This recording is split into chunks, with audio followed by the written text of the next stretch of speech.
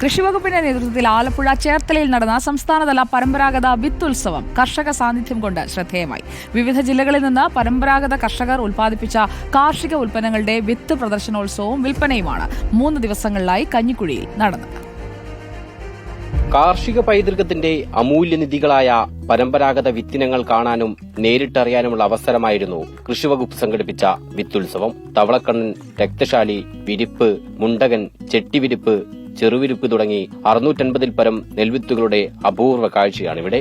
പെരുമ്പറ, കലപ്പ, മരമണി, ചട്ടുകം, ആമാടപ്പെട്ടി, കടക്കോൽ, വെറ്റിലച്ചെല്ലം തുടങ്ങി പഴയകാല കാർഷിക അളവുതൂക്ക ഉപകരണങ്ങളും ഇവിടെ കാണാം. പ്രദർശനം കാണാനും വിത്തുകളെക്കുറിച്ച് അറിയാനും വാങ്ങാനും ധാരാളം ആളുകളാണ് എത്തുന്നത്. പുതിയ തലമുറയ്ക്ക് വിജ്ഞാനം പകരുന്ന നിരവധി കാഴ്ചകളും വിത്തുത്സവത്തിലുണ്ട്.